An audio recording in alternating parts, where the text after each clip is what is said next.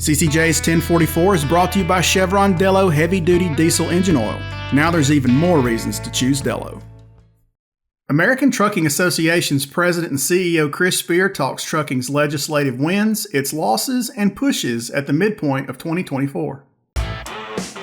You're watching CCJ's 1044, a weekly webisode that brings you the latest trucking industry news and updates from the editors of CCJ. Don't forget to subscribe and hit the bell for notifications so you'll never miss an installment of 1044. Hey everybody, welcome back. I'm Jason Cannon and my co-host on the other side is Matt Cole.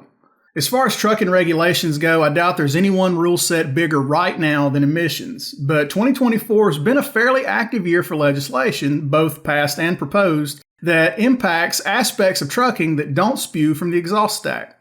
There's a number of proposals that affect trucking labor, like the under 21 pilot and the independent contractor rule, and truck parking, which Congress wants to give the DOT $200 million to expand, working their way through D.C. And those are just a couple of many examples. We're just 4 months away from a presidential election that's already gotten fairly toxic. But Chris says the lead up to Biden-Trump 2 and all the bluster that surrounds it has taken some attention away from some of the positive things that are happening in Washington for transportation. A deal was cut earlier this year to resolve the impasse that we saw from the 2024 funding. They were about 6-7 months behind in getting that done. And since that deal was cut, Congress has actually been working overtime to get the 2025 priorities done. So we're seeing some behind the scenes movement, probably not as much in the mainstream media. Really on Capitol Hill, the committees are doing their jobs. We're starting to see a major package come out of House appropriations for DOT, $200 million in new monies appropriated for truck parking. It's been a tremendous priority for ATA and our drivers, sure that they're rested, that they have a place to park when needed. They were spending an hour a day on average looking for it and over $6,000 in lost wages a year trying to find a place to park. So you have to prioritize this. If you're going to require rest, you got to give these drivers a place to do it. And so I was very pleased to see Congressman Womack, chair of that committee, produce that funding allocation, that $200 million. We still have a long way to go, but that is dedicated for this priority. And pleased to see that. California Meal and Rest, no monies are to be expended on changing that decision under the previous administration. That's the duplicative meal and rest break in California. Very pleased that victory is going to be sustained. And we're also seeing no funds expended on apprenticeship program requirements, particularly for our 18 to 20 driver populace. So we're seeing some of our language get in there that is really, really encouraging. Revamping FMCSA's registration system is also on the table, which Chris says would expedite and incentivize drivers entering the industry. Also, a $100 million funding bill through the end of this decade would establish a supply chain fraud and cargo theft task force to combat cargo theft. Eliminating those redundant costs, particularly for hazmat drivers. Very pleased to see that. That adds up really fast and is really a disincentive to join our industry when you have to wait long periods of time to get your credentials and pay an inordinate amount of cost to do it. And we're also seeing some really good movement on cargo theft. We got a $2 million allocation and new monies for task force coordination with federal and state law enforcement. And we're seeing upwards of $100 million be discussed in terms of allocating toward cargo theft enforcement. And this is a major problem, as you know, and it really does require our federal, state, and local governments working with our industry to not only identify, the regions and parts of industry that are falling prey to this, but to put forward concerted ways to approach it and combat it. So very pleased that the federal government is taking a lead. Congress seems very supportive in that space too. So a lot of good movement on our priorities. And even despite a toxic political year, we're still getting some things done. And I'm really happy about that. Among the legislative wins for trucking labor this year has been the removal of some add-on requirements from the under 21 Interstate pilot, which Chris said kept the program from really getting off the ground and reaching its enrollment goal. Now that's been fixed, so to speak, and he thinks enrollment of would-be drivers and fleets will soon take off. I think we're going to see an uptick in enrollment. We would hope that would resume. You're correct, on track to have a full enrollment and the 3,000 slots that were allowed for 18 to 20. The inward-facing cameras, as well as the apprenticeship requirements, were not part of Congress's authorization. And as a result of that, was really a disincentive for motor carriers to participate. We've had to go back. We did get that removed and, force the hand of the administration to clean that out. And I think as a result, we will see participation rates go up. So I'm encouraged by it. We've got to get the word out now that this is the case and really push, motor carriers to get engaged. This is a populace that, if properly taught, how to safely and responsibly operate this equipment, we can retain that talent long term. And that's a growth issue for our driver pool and talent that we really want to embrace. That's one of many things that we need to be doing. But when 48, 49 states allow an 18-year-old to currently drive a Class 8, just not cross state lines, we think teaching them and including some technology requirements along with that is really an improvement in safety and is also paving a path for young people that don't want a college degree and all the debt to come with it, that they can come to our industry, earn a really good living, and hopefully, stay long term. So we feel this is one additional element to our workforce development initiatives that's going to pay forward. Late last year and early this year, speed limiters were a hot topic with seemingly a lot of momentum, and we expected to see a rule published by May. But here we are in July, and there's not been any noteworthy movement since January.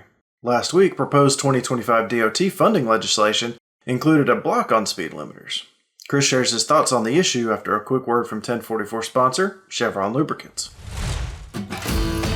We serve customers from Birmingham, Alabama to the Gulf Coast, so our people and our trucks are booked solid all day.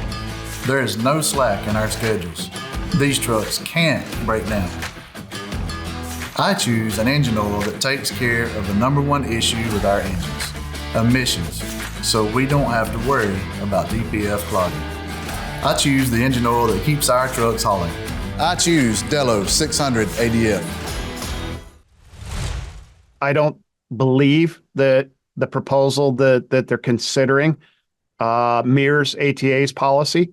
Our policy evolves as innovation allows. And so it is going to change. It's going to change again, I'm sure. It's going to change based on what technology can produce. We're able to now go faster and manage fuel burn and do it in a safe, responsible way. Our policy is going to reflect that. So we've crafted that over the years and adjusted accordingly with the input of small and large carriers combined. And our most recent policy, 65 and up to 70 with safety technologies attached to it, like adaptive speed control, things like that, are part of that change. I do not believe that the DOT policy is going to reflect that. And I've made it very clear that if that's not the case, that we would most likely end up opposing what the FMCSA would put forth. So you may well see consensus in the industry if there is a very different proposal put out there from what parts of the industry, including ATA, support versus those that oppose. You'll probably see the entire industry united in opposing it. So that would be my prediction. I don't know if they're going to be able to produce something this year. As you get closer to a presidential election year, generally you'll see a hold on issuing rules like this. And if it did come late, it's possible if there's a change in the administration that it could be challenged. So I would probably be surprised to see it come out. I'd also be even more surprised to see it mirror ATA's policy. And as I said, if that's the case, we'll be opposing it with everyone else, I would predict. Recently, a number of trucking stakeholders and industry groups in several states have filed lawsuit against the California Air Resources Board and the Environmental Protection Agency over new emissions regulations. Chris says ATA has opted to focus its attention solely on California because its rules will ultimately be what sets the bar for the rest of the country. The administration has made clear that the lion's share of these requirements in the next 5 years have been waived so that California can proceed much more aggressively, much quicker than what the EPA would produce. Our focus has been on the California agenda, the Biden-enabled agenda. By granting these waivers, CARB in Sacramento, an unelected board of bureaucrats, is basically de facto EPA. They are enforcing the nation's environmental policies. And our focus has been on the advanced clean truck and advanced clean fleet requirements because they're going to come a lot sooner and they're going to be a lot more impactful than greenhouse gas 3, at least in the early years. The timeline for that federal rule is not as aggressive. And the lawsuit's the lawsuit. If it prevails, we're the beneficiary. But our time, our energy with my legal team, I want them focused on California. That's been our strategy. This lawsuit is much broader than just trucking. Our focus has been very, very specific on the trucking implications. And we believe that ACT and ACF are the rules that are going to be most impactful in the near term, partly because we have all these CARB adopting states that are going to follow California's lead. And when that happens, now you've got, basically a federal and a state-driven agenda.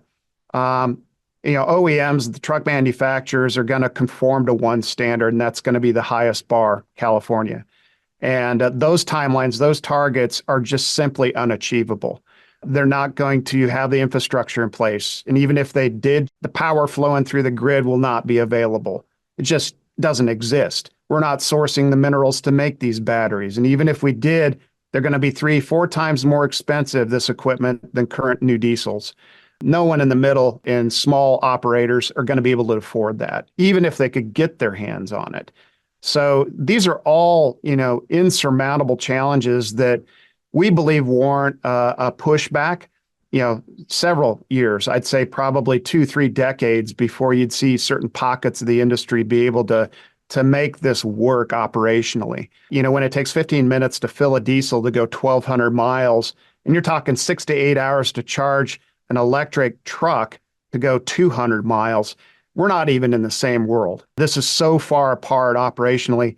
We need more trucks, more drivers, which we currently don't have, to make up that difference. It just doesn't exist. And it's going to take California and this administration to wake up and really understand the real world and how it works. And I'm afraid it may be too late before that happens. And we're going to see some dramatic impacts on the economy and our industry as a result. So we're focused on where the most pain is going to be felt early, and we believe that's California driven. That's why our strategy reflects that. I'm not opposing what's going on the federal rule. I'm just saying our focus legally is on the most near term, and that's California.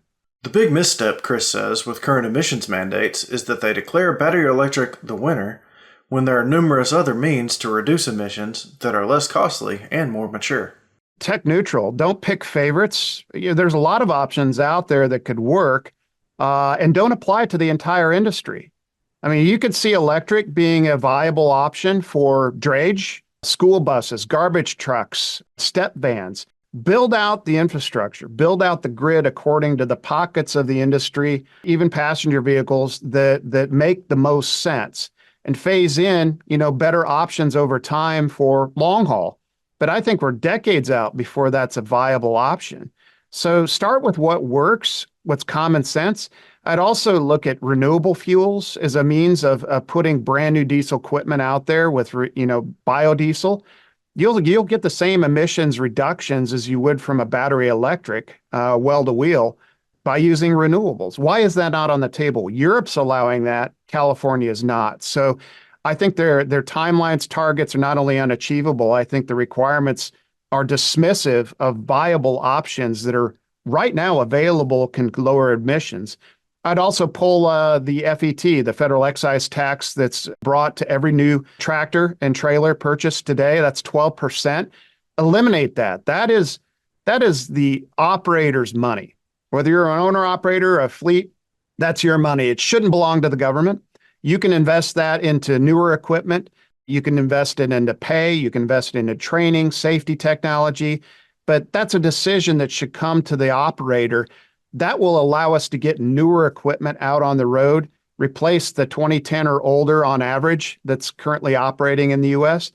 You remove that, you're going to reduce emissions dramatically. These are the steps that you can do right now and not be burdened by the lack of infrastructure, the lack of power on the grid, or the price points between diesel and electric. These are all things that should be on the table immediately. So if I were king for a day, that's exactly the approach I'd take. Let innovation drive it and don't cram it down our throat. We've reduced emissions by 98.5% over the last 4 decades. We didn't have a gun to our head to do that. 60 trucks today produce what 1 truck emitted in 1988. So I believe the industry is doing all the right things, and we could do more if you let us. But forcing us through California waivers That's not a good path for the industry, certainly not for the American consumer and economy. That's it for this week's 1044. You can read more on ccjdigital.com. While you're there, sign up for our newsletter and stay up to date on the latest in trucking industry news and trends. If you have any questions or feedback, please let us know in the comments below. Don't forget to subscribe and hit the bell for notifications so you can catch us again next week.